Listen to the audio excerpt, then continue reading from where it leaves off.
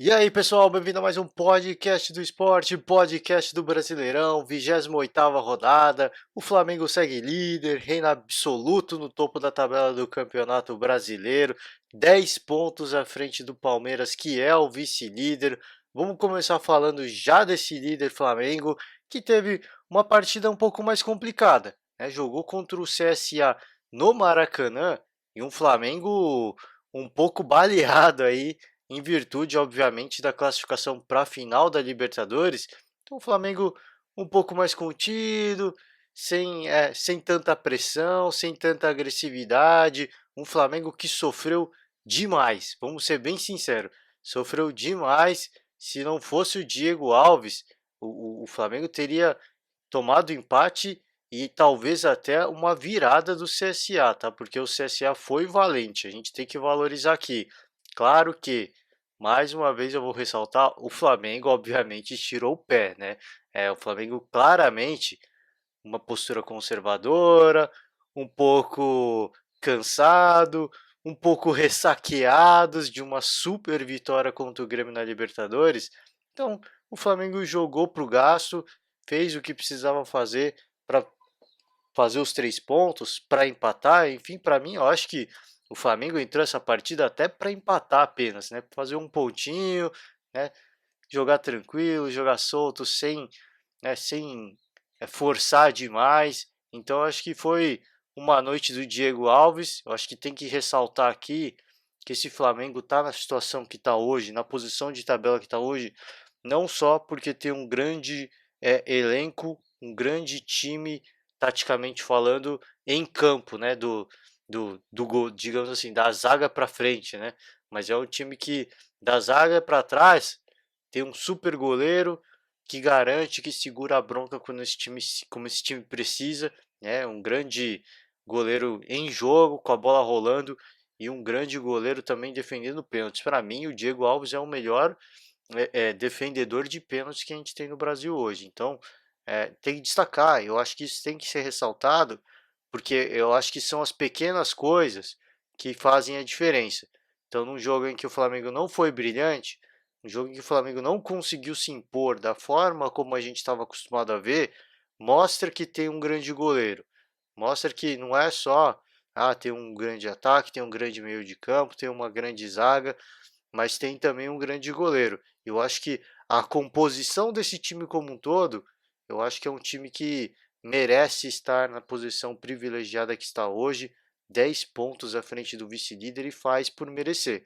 Mais uma vez eu ressalto, o CSA foi valente, tá? Eu acho que o Flamengo achou que essa partida não fosse ser tão complicada, tá? Achou que vamos pegar um time que está na zona do rebaixamento, vamos fazer, não vamos forçar muito, vamos fazer as coisas se desenrolarem naturalmente que a gente vai sair com uma vitória daqui, uma vitória relativamente tranquila. E não foi isso que aconteceu. Um time guerreiro, um time que foi para cima, repito, duas, três grandes oportunidades muito bem defendidas pelo Diego Alves. Então, eu acho que a gente tem que ressaltar essa força do CSA, essa forma como o CSA se comportou jogando no Maracanã. Eu acho isso muito louvável, mas eu acho que a gente também tem que ressaltar aqui e destacar o Flamengo, né, que uma partida em que o time não foi brilhante, mas mesmo não sendo brilhante, sai com mais uma vitória. A gente já viu outras partidas, um destaque aí a partida contra o Fortaleza no Castelão, uma partida que o Flamengo também não foi brilhante, sofreu, mas venceu. E eu acho que isso que é importante, né? Mesmo não jogando bem às vezes, mesmo sofrendo, é um time que vence, é um time que faz os 3 pontos, é um time que vai a passos largos, caminha a passos largos para esse título brasileiro. Então, a gente tem que parabenizar e ressaltar o trabalho como um todo. E mais uma vez eu destaco a composição desse elenco, né? Porque não é só ataque, não é só grandes atacantes, meio-campistas, laterais, zagueiro. Tem um grande goleiro, um super goleiro. Então, eu acho que o Flamengo está numa situação das mais privilegiadas e não é por acaso. Então, fica o destaque, os parabéns, obviamente, porque a torcida flamenguista tem muito que comemorar, segue ainda muito ressacados aí, digamos assim, em virtude da partida da Libertadores, mas eu acho que agora é virar a chave, né? Voltar as atenções. Claro que a ansiedade é muito grande, mas é ter que virar, voltar a chave para o Brasileirão. Claro que venceu essa partida, mas tem que se voltar ao Brasileirão, né? Ter que retomar a seriedade. É um pouco difícil, obviamente, mas tem que retomar, retomar as rédeas aí da ansiedade, porque precisa seguir, precisa focar de novo no Brasileirão para seguir firme e forte, né, para vencer esse título do Campeonato Brasileiro, que está bem encaminhado, é claro, mas é, é, a vida prega suas peças, né, e o Flamengo não pode dar chance para o azar. Falar rapidinho do Palmeiras agora, vice-líder, o Palmeiras foi jogar contra o Avaí lá na ressacada em um jogo chato, hein? Um jogo enjoado, um jogo difícil, porque choveu, cara. E choveu nessa partida um absurdo, né? A ponta de não dá para ver a bola direito. Impressionante a quantidade de água que caiu. Depois, quando parou, quando diminuiu, parou de chover, o campo totalmente sem condições de jogo. Muitas poças, não, a bola não corria, ela quicava e aí parava na água. Então foi uma partida daquelas que das mais lamentáveis de se ver. O Palmeiras sai na frente com o gol do Daverson, e aí o Avaí consegue um empate no lance de penalidade, né, a falta do goleiro Everton, e o Palmeiras consegue empatar também. Empatar não. O Palmeiras consegue vencer com mais um lance de pênalti convertido aí pelo Gustavo Scarpa. Um lance muito difícil.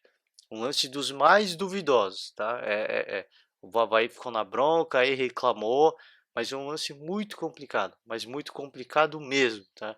Mesmo vendo no replay, o campo estava tão alagado e no lance voou tanta água que é muito difícil, foi muito difícil de avaliar, mesmo vendo na câmera lenta, tá? Muito difícil de ver se ainda teve algum contato ali, mas a falta foi, o pênalti foi no Daverson, e o Daverson ele dá uma valorizada, né? Ele deu uma voada ali, eu esqueci quem que deu o bote ali, quem foi chutar a bola e acabou chutando o Daverson.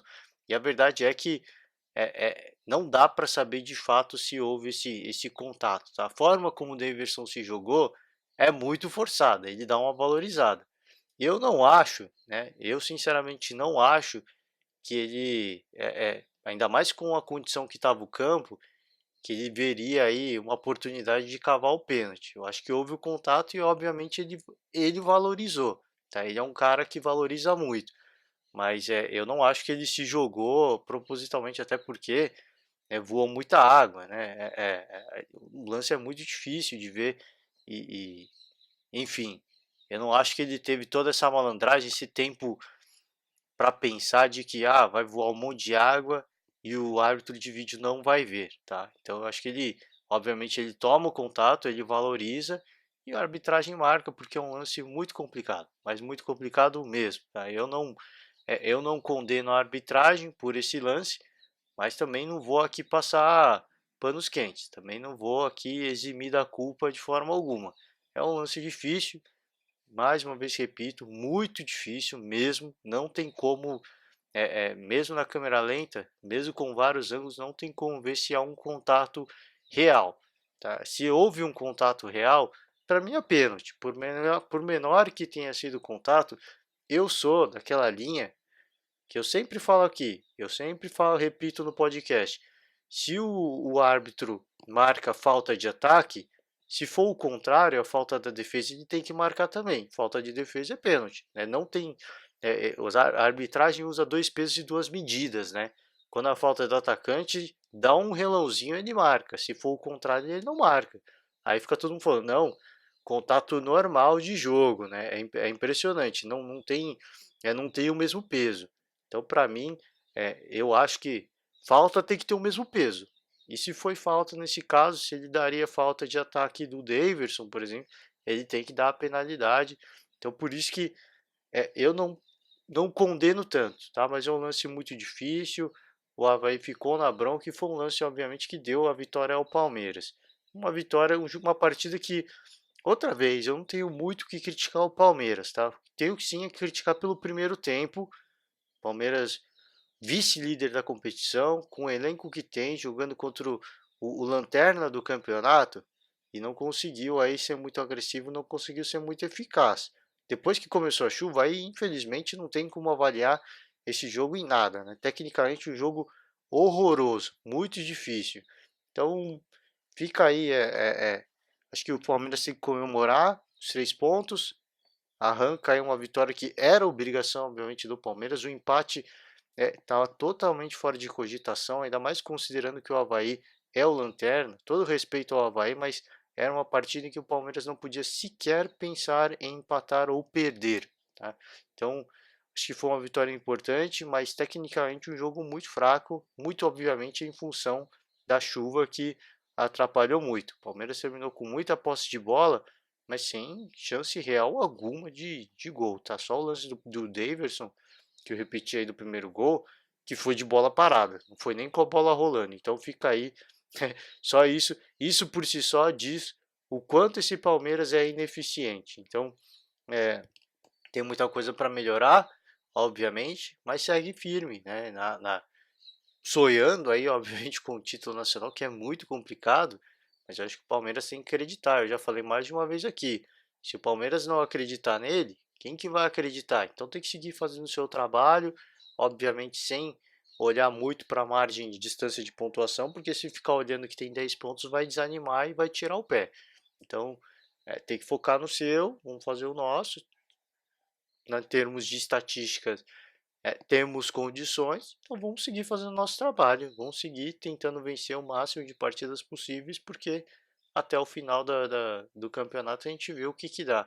Então, a consequência, obviamente, se pensar em título, é uma classificação direta para a Libertadores. Por isso que é tão importante. Acho que esquecer que o Flamengo faz é, uma campanha fora da curva, essa distância é muito grande. Segue trabalhando, vamos seguir pensando em título. Se o título não vier, a consequência é o vice-campeonato e a classificação direto para a Libertadores. Então isso eu acho que tem que tem que seguir aí com o foco do Palmeiras, tá? Falar de Santos, teve um clássico contra o Corinthians no sábado, terminou 0-0. O jogo foi na Arena Corinthians, uma partida que não foi bom para ninguém, vamos ser sinceros. O Santos vê aí, eu acho que o Santos já está fora da disputa. Eu nem sei, eu nem vi, né, aquelas porcentagens, as chances de título, mas eu acho que o Santos já está fora. Tá? Esse empate aí não poderia acontecer, claro. Era um jogo na casa do Corinthians, tá? Mas todo respeito, obviamente, né? Dadas as devidas, os devidos respeitos às duas equipes, principalmente ao Corinthians que jogou em casa, mas para o Santos pensar em título ainda, empatar não era uma opção. E aí fica com 52 pontos, o Flamengo com 67. Para mim, o Santos já está fora de cogitação o título para o Santos nesse momento. Acho que o Santos segue forte para brigar pela Libertadores. Tem que seguir essa campanha aí, tem que seguir trabalhando, porque o São Paulo está aí. O São Paulo está almejando esse terceiro lugar, então tem que tomar um certo cuidado do Santos, né? Vive um momento de instabilidade, natural, obviamente, mas saber que atrás tem um adversário que está querendo, é um adversário que está crescendo de produção. Então o Santos tem que tomar muito cuidado. Uma partida clássico é clássico, a gente sempre destaca isso, né? É uma partida em que o Corinthians, para mim, é mais favorito, porque joga em casa, e o Corinthians é um time que a gente se acostumou a ver, pelo menos alguns meses atrás, um time muito agressivo, um time que crescia muito com a força da torcida, um time que se alimentava desse fogo, desse calor da arquibancada para crescer, para agredir o adversário. E era um Corinthians irreconhecível, né? Porque jogando fora de casa é um time muito apático, jogando em casa um time muito agressivo. E não é isso que a gente vê mais, tá? O Corinthians jogando em casa hoje é um time que tem o mesmo perfil quando joga fora de casa. Um time meio sonolento, um time que, sabe, às vezes meio perdido em campo, às vezes parece que não está entendendo muito bem o que está acontecendo no jogo. Então o jogo foi bem morno até o final, tá? O final deu uma calorada, deu uma esquentada, mas jogo muito abaixo, né? Mas muito abaixo mesmo.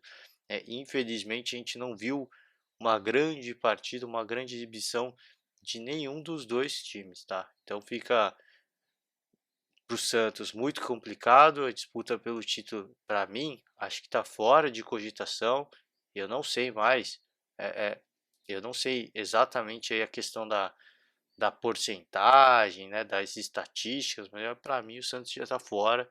É um time que é muito bem, obviamente é muito bem treinado pelo Sampaoli, mas é um time que passa por um bom momento, depois oscila, empata, perde uma e aí volta a vencer. Então essa oscilação, infelizmente, não dá margem para o Santos brigar pelo título. Repito, torcedor santista, não fique desanimado. Não é motivo para desanimar. A campanha que o Santos faz no Campeonato Brasileiro é uma campanha muito boa, cara. É uma campanha. Se pegar alguns anos atrás, algumas temporadas de Brasileirão, é uma campanha digna de um time campeão brasileiro. O problema é que você tem um Palmeiras que tá muito bem, fez o primeiro turno surreal, e um Flamengo que vem fazendo um segundo turno absolutamente fora de série. Então é muito difícil. Eu acho que o torcedor santista não pode se desanimar, né? Não pode achar que pô, tem que correr atrás, tem que protestar, fora São Paulo, não. Até porque o São Paulo eu acho que é o melhor técnico que o Santos pode ter no momento, né? Mas e eu não vejo, obviamente, a movimentação de fora São Paulo. E claro que algumas partes da torcida sempre tem isso, né? Em todos os times, nem que seja um, dois ou três, meia dúzia, mas sempre tem aqueles caras que ficam pedindo para fora o técnico. Então, calma. Eu acho que, obviamente, dá o desânimo, dá aquele dá uma desanimada, porque o Santos só tinha o Campeonato Brasileiro, né, de título esse ano. Então fica uma tristeza, mas eu acho que não é motivo para desespero, eu acho que é motivo sim para pensar no ano que vem, para se projetar, para se planejar para o ano que vem, né? O São Paulo ele tem que se manter no Santos, eu acho que o Santos tem que fazer um esforço de manter o treinador, porque a perspectiva de trabalho para o ano que vem é fantástica. Então acho que o Santos faz uma campanha honrosa, uma campanha muito boa pelo elenco que tem. Tá? Não estou aqui desmerecendo ninguém.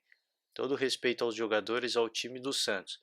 Mas é claramente um time que não se equipara, pelo menos entre o G4, em termos de elenco, de qualidade individual dos jogadores, o Santos não se equipara ao Flamengo, ao Palmeiras e ao São Paulo. Então fica o destaque. Eu acho que o ano que vem é muito promissor esse time, sem dúvida nenhuma. Mas eu repito aqui, para o torcedor, acho que não é motivo de desanimar, acho que é motivo sim de pensar no ano que vem. Pô, esse ano não deu, mas o ano que vem com certeza vai ser um ano muito promissor para a gente. Então, segue confiante e o Santos eu espero que também siga nessa pegada, nesse trabalho, porque tem tudo para terminar aí esse campeonato no G4 com certeza. Até ao Corinthians, eu acho que tem que se preocupar, pelo menos em relação a essa temporada. O Corinthians corre risco sim, riscos reais de perder essa classificação para a Libertadores, de sair do G6. Então, precisa tomar um certo cuidado. É um time que caiu muito, mas muito, muito mesmo de produção.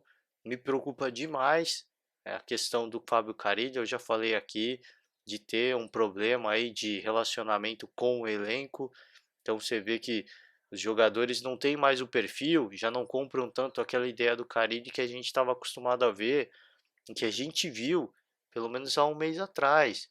Então fica a preocupação, né? Fica a preocupação, porque para mim parece que existe sim um problema de relacionamento. Os jogadores já não têm tanta motivação, já não têm tanta garra, tanto empenho para colocar em prática o esquema tático do Carille. Fica uma preocupação. Isso é um problema, se isso de fato está acontecendo, isso é um problema para o Corinthians, porque os jogadores não vão entregar aquilo que eles podem. Mas trocar de treinador a essa altura, ainda mais um treinador como Fábio Carilli, é um problema ainda maior na minha situação. Então o Corinthians vive um dilema. Eles precisam de alguma forma tentar fechar ali, encontrar um meio termo para que o Corinthians consiga fazer um final de temporada honrosa e para que consiga essa classificação para a Libertadores que pelo menos o G6, né, que está em risco absoluto. Então muito cuidado, precisa de alguma forma melhorar.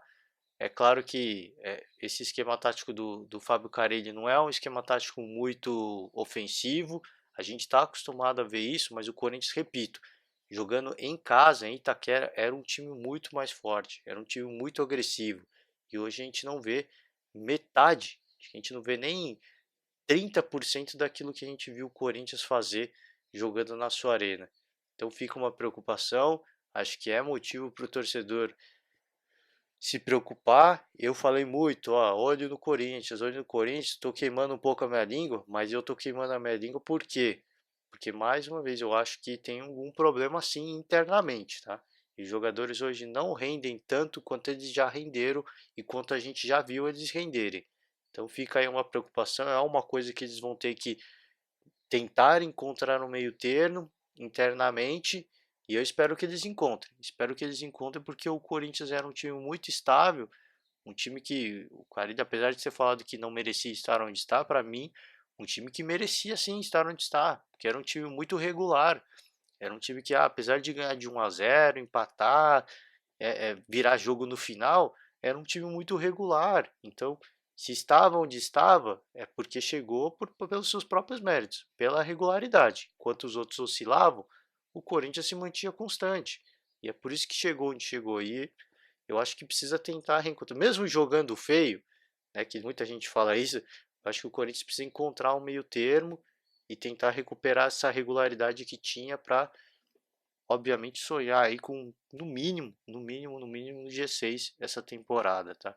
Falar de Internacional, o Internacional venceu do Bahia na Arena Fonte Nova, venceu fora de casa, que vitória do Internacional, venceu de 3-2 o Bahia, e o Bahia, infelizmente, mais uma partida em que joga em casa e acaba perdendo, né? O Inter teve a estreia aí do Zé Ricardo, muito importante para o Zé Ricardo vencer, ainda mais vencer fora de casa, né? Porque o Inter fora de casa era pavoroso, né? Então o Inter fez, eu acho que chegou, se eu não me engano, chegou a abrir 3-1, o Bahia ainda fez mais um, mas ficou por isso mesmo, terminou com uma derrota melancólica, uma derrota que dá uma freada no Bahia, né? O Bahia que sonhava muito com essa essa possível entrada no G6, agora vai vendo esse sonho se distanciar, é ultrapassado inclusive pelo Atlético Paranaense, time que está classificado na Copa do Brasil, que não tem mais ambições no Campeonato Brasileiro. O Bahia foi ultrapassado pelo Atlético, então fica aí essa lamentação, né, para o Bahia e para o Internacional. Eu acho que a perspectiva de uma recuperação, né? O Zé Roberto eu falei aqui, espero que tenha sucesso à frente do Internacional, um técnico que para mim ele é bom, é um bom técnico, um pouco injustiçado nas passagens pelos clubes onde passou. Então, um início de trabalho promissor, e mais uma vez eu destaco, promissor por quê? Uma vitória fora de casa, porque o Inter jogando fora de casa era pavoroso. Então, um, um, um início de trabalho muito promissor, e ao Bahia, infelizmente, o sonho se distancia. Eu acho que não tem nada perdido, mas dá um desânimo, né? Dá um desânimo porque é mais uma partida em casa, era mais uma partida onde o Bahia, no mínimo, mas no mínimo ainda seria muito ruim empatar, e perde mais uma vez. Então fica o destaque negativo. O Corinthians é o sexto colocado, já falei um pouco de Corinthians. O Grêmio é o sétimo, venceu de 3-0 o Botafogo, jogando em casa. Mostra aí que a derrota foi doída contra o Flamengo, foi, mas já são águas passadas e agora o foco é a classificação para a Libertadores esse ano. O Grêmio aconteceu isso ano passado e esse ano também, né? Parece que não aprende. É eliminado da Libertadores e depois tem que correr atrás do prejuízo. É um time que tem condições de fazer isso, de correr atrás do prejuízo? Mas já pensou se o Grêmio tivesse dado atenção tanto ao brasileiro quanto à Libertadores, não tivesse desprezado o brasileiro totalmente? O Grêmio é um time que estaria numa posição muito privilegiada hoje, quem sabe até pensando em título. Então fica aí, né, o destaque, porque o Jorge Jesus não poupou, mas o Jorge Jesus também fez uma coisa que ninguém estava esperando. Eu falei mais de uma vez aqui, essa questão de poupar jogadores, pensando em América do Sul, principalmente em Brasil, é algo que tem que ser levado em consideração, porque as viagens cansam, as distâncias são muito longas, e eu queimei a minha língua. O Jorge Jesus não poupa e o Flamengo joga muito. Então é uma coisa diferente, é uma coisa que já falei aqui em alguns podcasts. Isso tem que ser visto com bons olhos e os clubes têm que tentar entender, né, como trabalhar esse fator físico, principalmente mental dos jogadores para que eles consigam jogar em alto nível todas as partidas. Mas ficou aí o destaque do Grêmio, né? Agora tem que correr atrás do prejuízo. Acho sim que o Grêmio consegue se classificar para a Libertadores, porque tem muito time para isso, joga a bola para isso e já mostrou que está recuperado mentalmente. Então, cuidado com o Grêmio, para quem está em cima, olho no Grêmio, porque é um time que vai arrancar sim alguém, vai arrancar um espaço sim dentro aí de G6 até de G4, por que não? A distância de pontuação não é muito grande e é totalmente possível, tá? Então, muito cuidado aí. Eu não falei do São Paulo, né? O São Paulo é o quarto colocado, venceu de 2-0 o Atlético Mineiro, um placar que foi a vitória que foi construída basicamente no segundo tempo, e o São Paulo mostra aí que vive um bom momento, né, nessa recuperação, sob o comando do Fernando Diniz, mostra que vive um bom momento, pegou um adversário muito enjoado, mas para mim o Atlético muito apático, não senti é, é, aquele Atlético, pelo menos de aquele Atlético da partida anterior que venceu o Santos, é de longe o mesmo time. É um perfil totalmente diferente, uma pegada totalmente diferente. E o São Paulo construiu a sua vitória aí. Primeiro gol numa grande jogada do Antony, né? Deu um drible cabuloso e fez uma assistência para o primeiro gol. O segundo gol, um grande lançamento. Agora me falhou a memória, eu esqueci quem foi, mas um grande lançamento e conseguiu aí chegar o seu segundo gol. Foi com o Vitor Bueno ou com o Igor Gomes? Agora peço desculpas, tá, galera? Eu não vi. Eu vi o jogo, mas eu não. Agora tá me falhando a memória de quem foi que fez o primeiro e quem foi que fez o segundo, tá? Peço até desculpas, mas tô um pouco corrido hoje, estou um pouco sem tempo, mas fica aí o destaque positivo do São Paulo e segue firme aí na briga pelo G4. Acho que o São Paulo tem que seguir nessa pegada, confiante, um trabalho, tem um técnico muito bom e eu espero que consiga aí seguir firme e forte por essa briga aí pela vaga direta para a Libertadores. Difícil, tá? Difícil. Eu sempre falei aqui, muito difícil cravar alguma coisa com o São Paulo, porque quando você acha que vai, de repente cai. E aí de repente cai, tem problema de relacionamento, o técnico é demitido. Então eu acho que aproveita essa fase, enquanto estiver boa, segue aproveitando, porque é difícil dizer se isso vai se manter ou não, tá? Peço até desculpas ao torcedor são paulino, mas a sequência diz pra gente que é complicado, né? É muito difícil. Então fica aí esperança de que o São Paulo consiga render, porque tem time para isso, tem um técnico para isso. Então fica a expectativa, obviamente, de uma grande sequência aí, pelo menos nesse final de temporada, tá? Para encerrar rapidinho, é o Cruzeiro, primeiro time fora da zona do rebaixamento, empatou com o Fortaleza, o CSA, o 18º, vem na sequência, fez uma partida muito difícil contra o Flamengo, depois a Chape e depois para fechar o Avaí, volta a lanterna, né? A Chape empatou com o Fluminense, partida que também não foi bom para ninguém, tá? Então fica aí a parte, se na parte de cima já está praticamente definido o campeão, pelo menos aí na classificação para a Libertadores, e na parte de baixo segue muito embolado e a gente vai torcer, vai acompanhar, né, essas, essas últimas rodadas com muita atenção para ver quem se classifica para a Libertadores e para ver quem será rebaixado, tá certo? Vou encerrando por aqui hoje, galera, que eu falei, hoje eu estou um pouco sem tempo, mas tinha que gravar esse podcast e amanhã a gente está de volta, a gente comenta sobre futebol, a gente comenta sobre técnicos, enfim. Amanhã estamos de volta. Desejo a todos uma ótima semana, um forte abraço e até amanhã.